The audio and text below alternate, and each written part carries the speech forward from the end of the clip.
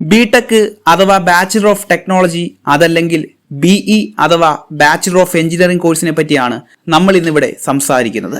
So BTech or BE in computer science, BTech in artificial intelligence തുടങ്ങിയ engineering കോഴ്സുകൾക്കാണ് നിങ്ങൾ ഈ വർഷം അഡ്മിഷൻ നോക്കുന്നതെങ്കിൽ 8072918097 എന്നെ വാട്സ്ആപ്പ് നമ്പറിലേക്ക് കോൺടാക്ട് ചെയ്യാം. കേരള, തമിഴ്നാട്, കർണാടകയിലെ നല്ല കോളേജുകളിലേക്ക് ഈ വർഷം അഡ്മിഷൻ എടുക്കാൻ ഞാൻ നിങ്ങളെ സഹായിക്കുന്നതാണ്. ബിടെക് ബാച്ചിലർ ഓഫ് ടെക്നോളജി എന്ന കോഴ്സിനെ പറ്റി കൂടുതലായി അറിയാൻ ഈ വീഡിയോ സ്കിപ്പ് ചെയ്യാതെ പൂർണ്ണമായും കാണാൻ ശ്രമിക്കുക. അതോടൊപ്പം തന്നെ എഞ്ചിനീയറിംഗ് അഡ്മിഷൻ നോക്കുന്ന നിങ്ങളുടെ ഫ്രണ്ട്സിലേക്ക് മാക്സിമം ഈ വീഡിയോ ഷെയർ ചെയ്യുക.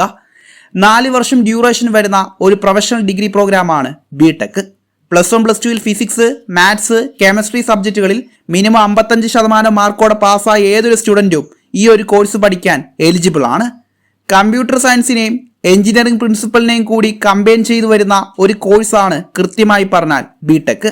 Algorithm, software, hardware, programming, system design തുടങ്ങിയവയാണ് ഇതിൽ മെയിനായി ഫോക്കസ് ചെയ്ത് പഠിക്കേണ്ടി വരിക. ഓൾറെഡി ഞാനൊരു പഴയ ബിടെക് സ്റ്റുഡൻ്റ് ആയതുകൊണ്ട് തന്നെ കഴിഞ്ഞ 8-9 കൊല്ലത്തെ എൻ്റെ റിയൽ ലൈഫ് എക്സ്പീരിയൻസ് വെച്ച് പറയുകയാണെങ്കിൽ എഞ്ചിനീയറിംഗിൽ ഇത്രയും സാധ്യതകളുള്ള, തൊഴിലവസരങ്ങളുള്ള അല്ലെങ്കിൽ സാലറിയുള്ള മറ്റൊരു ഡിപ്പാർട്ട്മെന്റ് ഇല്ല എന്ന് പറയേണ്ടി വരും.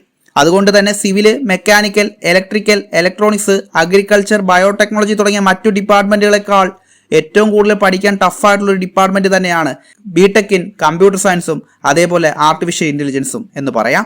4 വർഷം കൊണ്ട് 8 സെമസ്റ്ററുകളിൽ ആദ്യ 4 സെമസ്റ്ററുകളിൽ തന്നെ മാത്തമാറ്റിക്സ് പഠിക്കാനുണ്ട്.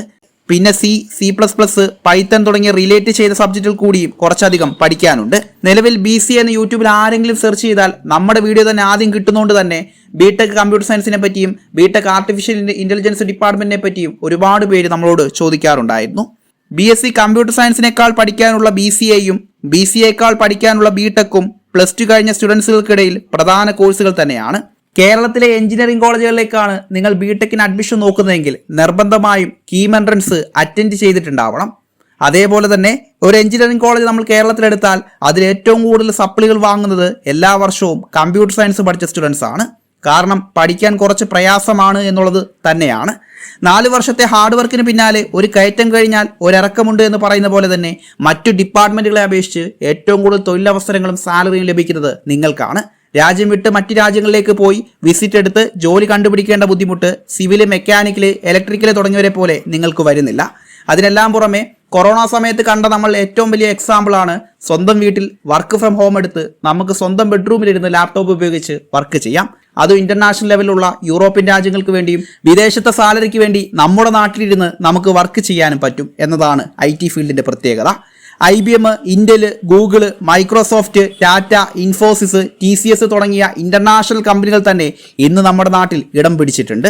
സോ ബിടെക് കമ്പ്യൂട്ടർ സയൻസ് അതേപോലെ ബിടെക് ആർട്ടിഫിഷ്യൽ ഇന്റലിജൻസ് കോഴ്സിന് ഈ വർഷം അഡ്മിഷൻ നോക്കുന്നവരാണ് നിങ്ങളെങ്കിൽ 8072918097 എന്നെ വാട്സ്ആപ്പ് നമ്പറിലേക്ക് കോൺടാക്ട് ചെയ്യാം. പൂർണ്ണ ഉത്തരവാദിത്വത്തോടുകൂടി ഡയറക്റ്റ് നല്ല കോളേജിലേക്ക് അഡ്മിഷൻ ചെയ്തു തരുന്നതാണ്. പുതിയ വീഡിയോയുമായി നമുക്ക് ഇനിയും കാണാം. ബൈ.